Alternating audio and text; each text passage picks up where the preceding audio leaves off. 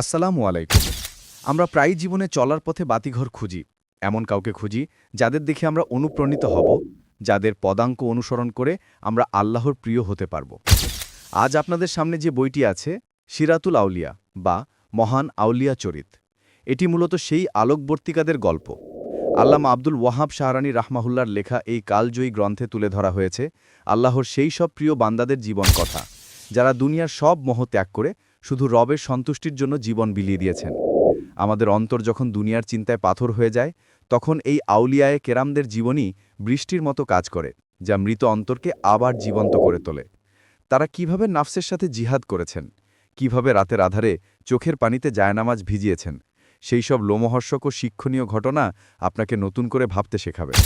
নিজেকে এবং নিজের পরিবারকে সঠিক দিনের পথে, সুন্নার পথে এবং তাকওয়ার পথে চালাতে হলে এই মহান মনীষীদের জীবনী পড়ার কোনো বিকল্প নেই।